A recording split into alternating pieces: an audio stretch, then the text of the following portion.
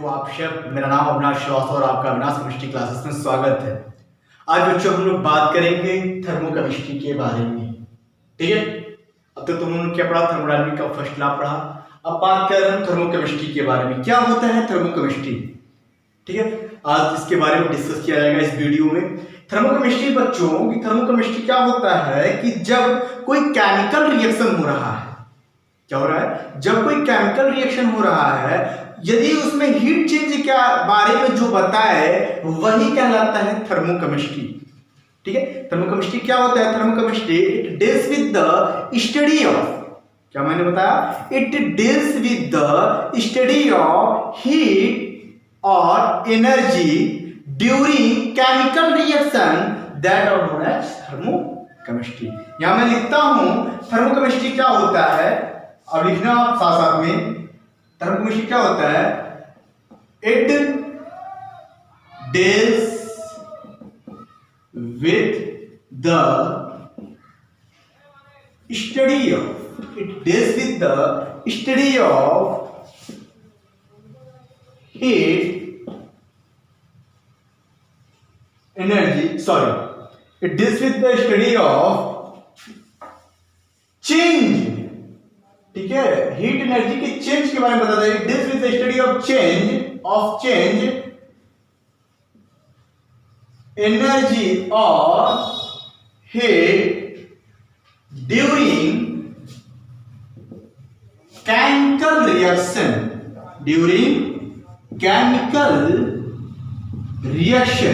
ठीक है। क्या मैंने बताया? It deals with the study of, इसके अंतर्गत हम लोग किसके चेंज के बारे में पढ़ेंगे? यहां देखो, किसके चेंज के बारे में पढ़ेंगे? एनर्जी और हीट के चेंज के बारे में पढ़ेंगे। किसी भी केमिकल रिएक्शन में हम लोग एनर्जी या हीट के चेंज के बारे में पढ़ेंगे, वही कहलाता है थर्मोकेमिस्ट्री। क्लियर हुआ ये बात? अब देखो क्या होता है। अब देखो दो बात याद रखना। यदि हीट बाहर निकल रहा है, remove outside, heat remove outside, या ये कह सकते हो हीट इज लिबरेटेड। जब एनर्जी या हीट बाहर निकल रही है तो उसको क्या कहा जाएगा? एक्सोथर्मिक रिएक्शन कहा जाएगा। यदि किसी रिएक्शन से एनर्जी बाहर निकलती है, लिबरेट होती है या रिमूव आउटसाइड होती है, तब उसे हम लोग एक्सोथर्मिक रिएक्शन कहते हैं। हिंदी में बोले तो यदि किसी रिएक्शन अभिक्रिया से ऊर्जा या हीट बाहर निकल रही है, उस प्रोसेस को ऊष्माक्षेपी कहते हैं।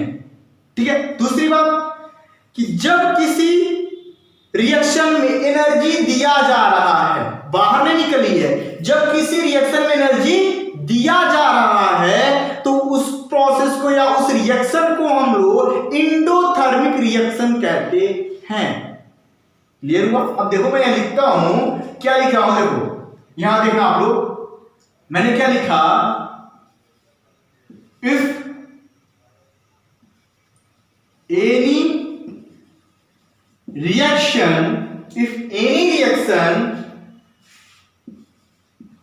हीट रिमूव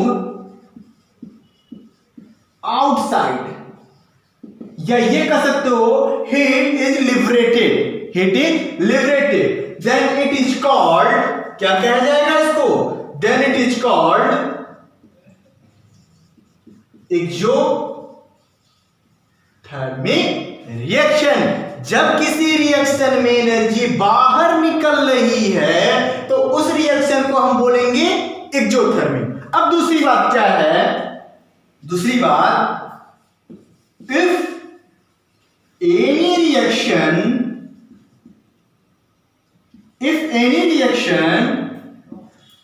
heat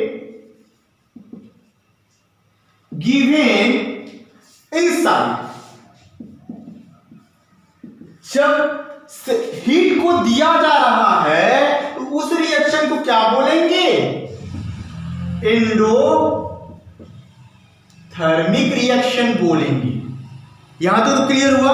मैंने क्या बताया, जब हीट या एनर्जी सिस्टम को मान लो, जब हीट या एनर्जी दिया जा रहा है सिस्टम को, तो उस रिएक्शन को बोलेंगे एंडोथर्मिक रिएक्शन।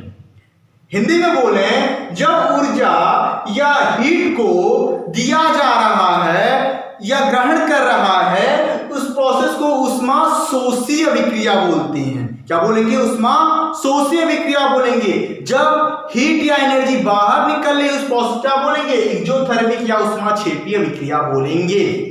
ठीक है, ये आपको समझ गया। अब देखो, मैंने क्या बताया, रिएक्शन दो तरीके से होता है बच्चों। या तो रिएक्टेंट हो, रिएक्टेंट से प्रोडक्ट में ही कन्वर्ट होता है, कन्वर्ट होता है। ठीक है, प्रोडक्ट में रिएक्टेंट में कन्वर्ट होता है। क्या देखो, रिएक्टेंट किसमें कन्वर्ट हुआ?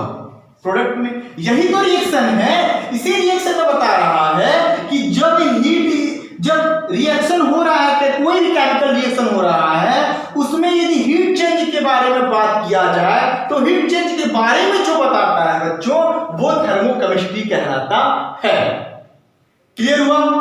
इसको आप नोट करो। अब देखो, नोट कर लिया आप इसको।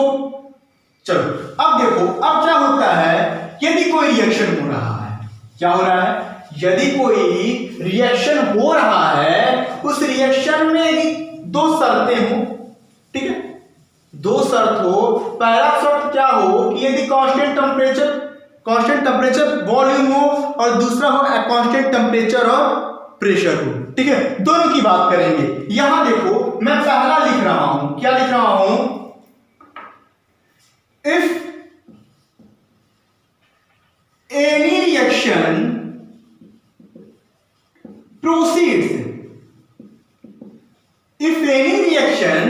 proceeds at constant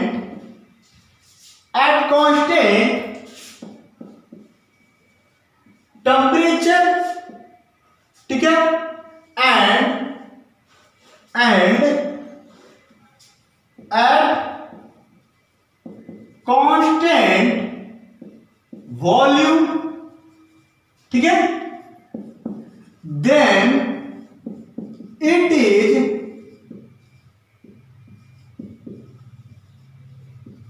represented in the form of, then it is represented in the form of, या ऐसा कह सकते हो, फॉर्म ना करके इन द टर्म ऑफ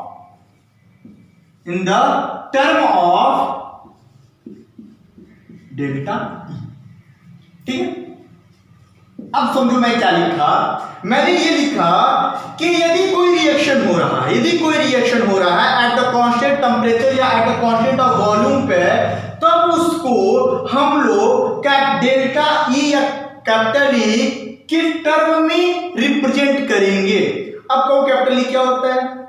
उठेगा ना क्वेश्चन, कैपिटल ई क्या होता है? मैं बता चुका हूं, कैपिटल ई क्या होता है? इंटरनल एनर्जी होता है। ठीक है, इंटरनल एनर्जी होता है। समझ में आया? चलो, अब दूसरा कंडीशन क्या है? दूसरा कंडीशन क्या है बच्चों? इफ एनी रिएक्शन, नोट करते रहो साथ साथ, if any reaction proceeds at constant temperature and at constant pressure. If any reaction proceeds at constant temperature and at constant pressure, then it is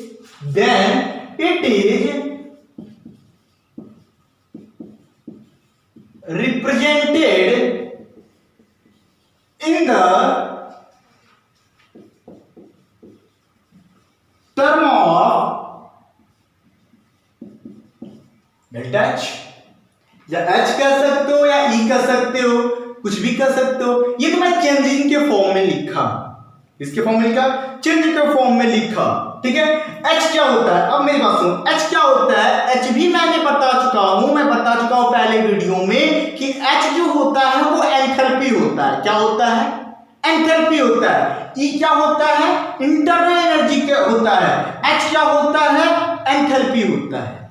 ठीक है, जब कोई रिएक्शन हो रहा है एट द कांस्टेंट टेम्परेचर या at the constant of pressure पे, then it is represented in the term of capital H या डेल्टा H, एंथैल्पी के फॉर्म में लिखेंगे। ठीक है, क्या चेंज होगा, हीट की बात तो कर रहे हैं, हीट की तो ही बात कर रहे हैं। जब हीट की बात कर रहे हैं बच्चों, तो यहां देखो, अब हम कैपिटल E को, यहां जो कैपिटल E है या डेल्टा E है, ठीक है, इज रिप्रेजेंटेड एज, यहां देखो, यहां मैं लिख रहा हूं, ये देखो, ये सब हीट, ये देखो, ठीक है, ये क्या है, delta E is represented in the form of QV। QV के फॉर्म में तो लिख सकते हैं भैया, हीट की बात कर रहे हैं ना, at the constant of volume पे, at the constant of volume पे डेल्टा E से ही रिप्रेजेंट कर रहे हैं, डेल्टा E के टर्म में यूज कर रहे हैं ना, तो हम इसको इस तरह भी तो लिख सकते हैं QV के फॉर्म में। लिख सकते नहीं, लिख सकते हैं, लिख सकते हैं। क्यों नहीं लिख सकेंगे, क्योंकि हीट ही तो चेंज हो रही है at the constant temperature, volume temperature तो कॉमन है। बात तो असल में देखो तो बात तो हो रहा है कांस्टेंट वॉल्यूम और कांस्टेंट प्रेशर पे, तो कांस्टेंट वॉल्यूम पे जो टर्म यूज हो रही है कैपिटल E हो रही है, तो कैपिटल E को ही तो हम टर्म के यूज में इस फॉर्म में लिख सकते हैं, नहीं लिख सकते हैं, क्यों भी लिख सकते हैं। अब दूसरा क्या है, अब दूसरा क्या है, delta H is represented in the form of QP। हो सकता है, नहीं हो सकता है। जब भैया प्रेशर कांस्टेंट QP लिखा, H के जो टर्म में रिप्रेजेंट हो रहा था, और जो QV है वो डेल्टा E के फॉर्म में है कि नहीं है। अब तुरंत इसका स्क्रीनशॉट ले लो, ले लो आप स्क्रीनशॉट। क्या देखेंगे, अब तो मैंने क्या देखा कि जो H होता है, H किसके फॉर्म में प्रेजेंट होगा, QV के फॉर्म में, सॉरी QP के फॉर्म में। E डेल्टा E किससे रिप्रेजेंट होगा, किस फॉर्म में, QV के फॉर्म में। ठीक है, अब देखो, अब हम बात करते हैं relation between QV and QP। यहां हेडिंग दे रहे हैं, आप भी हेडिंग देना, रिलेशन between QP एंड, ठीक है, ये हमेशा एग्जाम में पूछता है, कोई भी एग्जाम दो आप, इंटर में दो, बीएससी का दो, या कोई कंपटीशन एग्जाम दो, उसमें पूछता है रिलेशनशिप QP और QV के बाद में क्या आपका वैल्यू निकले, क्या फार्मूला निकल के आता है। ठीक है, अब देखो रिलेशन की बात करते हैं, तो आपको पहली बात याद रखना चाहिए क्या, सिंस वी नो दैट, हम जानते हैं, क्या जानते हैं, ये जानते हैं हम लोग कि डेल्टा H जो होता है वो इक्वल होता है delta E plus P delta V की।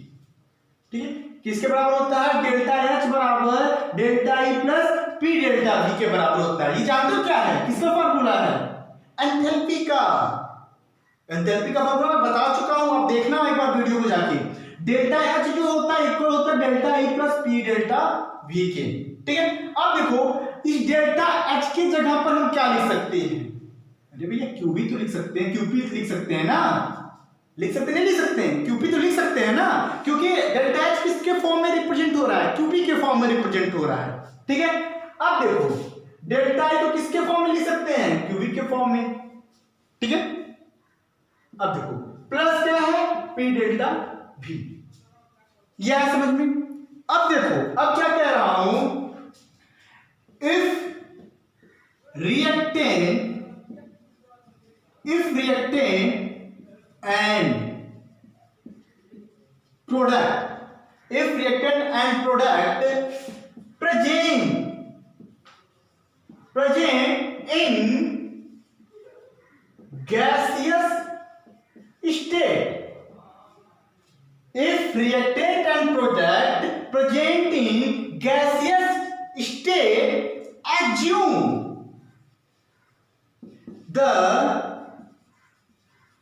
आइडियल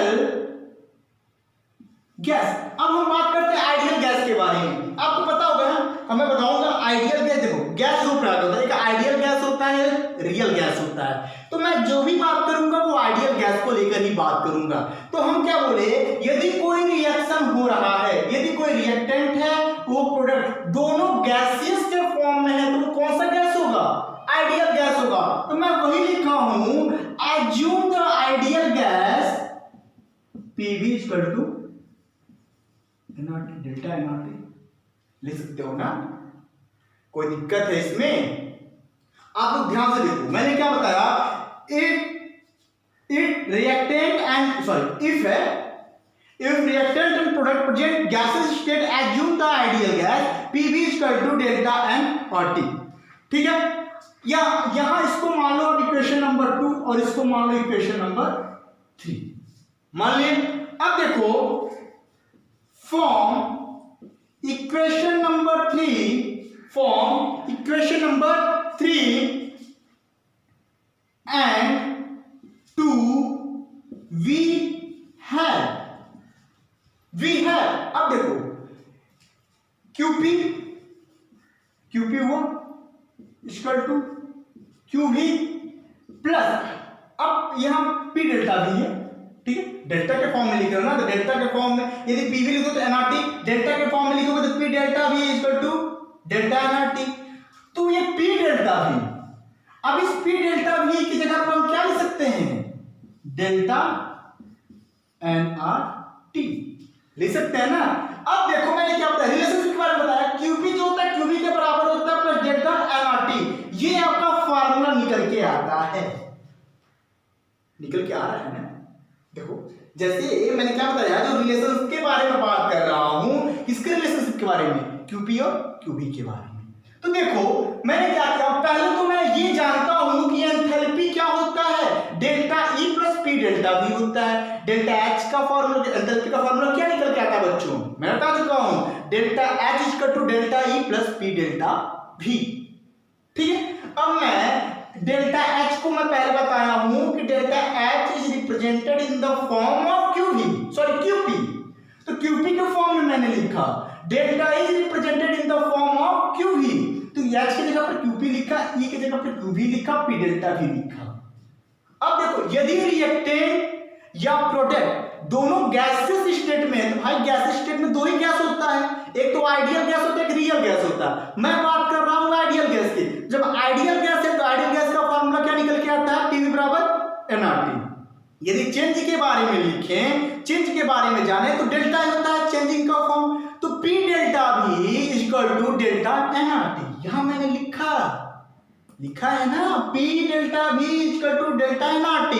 इसको मैंने माना इक्वेशन नंबर 3, इसको माना इक्वेशन नंबर 2। क्लियर हुआ? यहां या वन का है, इसको वन मान लो, कोई दिक्कत नहीं, दिक्कत है। देखो अब मैं क्या करता हूं, from equation number 3 and 2 V है, मैं इक्वेशन नंबर 3 और इक्वेशन नंबर 2 को लेता हूं। ठीक है, क्या लेने के क्या आता है, अब देखो QP है, QV है, डेल्टा P डेल्टा V, तो P डेल्टा V का वैल्यू तो आपका ये निकल के आया, निकल के आया, नहीं निकल के आया, डेल्टा nRT निकल के आया। अब देखो अब डेल्टा nRT क्या है, अब QP लिखा, QV लिखा, सेम लिखा, P डेल्टा V के डेल्टा nRT लिखा। यही आपका आइडियल गैस या गैसेस फॉर्म में आपका फार्मूला निकल के आता है, रिलेशन निकल के आता है QP और QV में। अब कहोगे कि भैया या सर कि यह क्या है, यह क्या है आखिर में, RT तो मैं देखा, यह मैं नहीं जानता हूं। तो बच्चों, मेरे प्यारे बच्चों, यहां देखो n की जो वैल्यू होती है, n जो होता है वो क्या होता है, नंबर ऑफ मोल। क्या होता है, नंबर ऑफ मोल। यहां मैं ब्रैकेट में लिख दे रहा हूं, n equal to number of mole. Clear हुआ? PV बराबर nRT, n equal to number of mole. अब चलो, अब तुरंत इसका स्क्रीनशॉट लो। मैं अब इसको इस पे एक क्वेश्चन बताता हूं, कैसे इस पे क्वेश्चन है तो कैसे आप इसको सॉल्व करेंगे। ठीक है, अब तुरंत इसका स्क्रीनशॉट लो। क्वेश्चन क्या है, देखो यहां पे समझो when all the reactant are product, when all the reactant are product present in the solid state, liquid state and gaseous state. ठीक है, लेकिन हमको क्या बात करना है, हमको उसकी वैल्यू कैलकुलेट करनी है किसकी, जब रिएक्टेंट और प्रोडक्ट गैस के फॉर्म में हो। कुछ भी फॉर्म में हो सकता है, या तो सॉलिड स्टेट के फॉर्म में हो सकता है, या तो लिक्विड स्टेट के फॉर्म में हो सकता है, गैस स्टेट के फॉर्म में हो सकता है। जब गैसियस स्टेट के बारे में बात है तभी हम लोग उसके डेल्टा एन आर टी की वैल्यू को निकाल सकते हैं। एग्जांपल लिख लो आप, मैं एग्जांपल बताता हूं आपको। एक एग्जांपल लो, जैसे कि क्या है, N2 है, ठीक है, प्लस 3H2 है, ये क्या बनाता है, 2NH3 बना रहा है। देखो यहां मैंने क्या लिखा, N2 plus 3H2 gives 2NH3, ठीक है, बना। अब देखो ये N2 क्या है, किस फॉर्म में है, गैसेस फॉर्म में है। H2 किस फॉर्म में है, गैस के फॉर्म में है ना बच्चों, गैसेस के फॉर्म में है ना। अब ये किस फॉर्म में है, गैस के ही फॉर्म में है बच्चों, गैस के ही फॉर्म में है। अब देखो, अब हमको क्या निकालना है, डेल्टा एनआरटी का वैल्यू निकालना है। ठीक है, क्या निकालना है, डेल्टा एनआरटी की वैल्यू निकालना है। अब देखो डेल्टा एन क्या होगा, डेल्टा एन क्या निकल के आया आपको, देखो एन का मतलब क्या होता है, नंबर ऑफ मोल। क्या होता है, नंबर ऑफ मोल। अब नंबर ऑफ मोल में देखेंगे भाई, जब मोल निकालना हो तो प्रोडक्ट माइनस रिएक्टेंट होगा, तो प्रोडक्ट में कितने मोल, 2 मोल लिख दिया भैया। कोई भी निकालोगे तो आपको प्रोडक्ट माइनस रिएक्टेंट ही निकलेगा। तो अब ये प्रोडक्ट 2 मोल आया, अब रिएक्टेंट कितना मोल है, 1 मोल N2 का, 3 मोल H2 का, कितना आया 4। तो वैल्यू कितना निकल के आएगा, -2 आएगा। तो आपको किस केस में देख रहे हैं, क्यूपी और क्यूवी के केस में देख रहे हैं, यहां लिख दीजिए, in case of qP and qV, यही है ना, क्यूपी एंड क्यूवी के केस में देख रहे हो आप। तो अब यहां देखो, क्यूपी हुआ, क्यूवी हुआ, डेल्टा एन आर टी होता था, तो n के जगह पर वैल्यू क्या निकल के आया बच्चों, -2 ही तो n की जगह पर निकल के आया। इस रिएक्शन में N2 + 3H2 when the nitrogen is react with the hydrogen form में अमोनिया, अमोनिया को फॉर्मेशन करते हैं 2NH3, NH3 का कितना मोल है, 2 मोल है। यहां रिएक्टेंट कितना मोल है, 4 मोल है, तो 4 2 - 4 = -2 हुआ। अब देखो, in case of qP and qV, qP and qV के केस में क्या होता है, क्यूपी = क्यूवी बराबर डेल्टा एनआरटी। तो अब यहां लिख सकते हो ना, क्यूपी = क्यूवी, डेल्टा एन की वैल्यू -2 आरटी निकल के आया। क्यों निकल के आया, क्योंकि रिएक्टेंट भी गैसेस के फॉर्म में है और प्रोडक्ट भी गैस के फॉर्म में है। नोट कर लो आप लोग इसको, नोट करो, इसके साथ लो आप लोग, तुरंत इसके साथ लो इसको। रिएक्शन देखो, यदि कैल्शियम कार्बोनेट ले लो, कैल्शियम कार्बोनेट किसमें टूटेगा, कैल्शियम ऑक्साइड और कार्बन डाइऑक्साइड। अब स्टेट फॉर्म में पहले देख लो, निकालना तो गैस का ही है ना। अब स्टेट फॉर्म में देख लो, कैल्शियम कार्बोनेट किस फॉर्म में, सॉलिड फॉर्म में है। कैल्शियम ऑक्साइड किस फॉर्म में, सॉलिड फॉर्म में। कार्बन डाइऑक्साइड किस फॉर्म में, गैसेस फॉर्म में। अब बचा क्या, हम तो इसकी बात करेंगे नहीं, इसकी भी बात नहीं करेंगे, तो आपको सीधे आपको दिखाई दे रहा है डेल्टा एन की वैल्यू कितनी आ गई, 1। जब ये गई है तो 1 ही आएगा ना। प्रोडक्ट माइनस रिएक्टेंट करोगे तो रिएक्टेंट में कुछ है ही नहीं, प्रोडक्ट में बचा आपका केवल 1 ही आया ना। अब इसको डाटा को पुट करो, क्या होता है, in case of qP and qV, in case of qP and qV, यहां देखो क्यूपी क्या निकल गया, qP = qv delta n R T, QP equal to QV, ठीक है, QP equal to QV। 1 delta n की वैल्यू यदि 1 हो, यहां लिख दे रहा हूं, यदि डेल्टा n की वैल्यू 1 हो तो इसको नहीं लिखा जाता है, तो QV इक्वल RT हो गया, ये निकल गया। अब समझ में आया। यदि गैसियस के बारे में बात करें, गैसियस के बारे में बात करें, या तो रिएक्टेंट सॉलिड हो, या तो लिक्विड हो, या तो गैस हो, हमको केवल किसका पता करना है, गैस के बारे में पता करना है। तो इस रिएक्शन में केवल एक ही जो मोल है वो गैस का दिखाई दिया। अगर ये भी गैस में, ये भी सॉलिड में रहता, ये भी सॉलिड में, ये भी सॉलिड या लिक्विड में रहता, तब डेल्टा एन की वैल्यू 0 आती। क्या आती? 0 आती। ये नोट करो आप, ठीक है, नोट करो।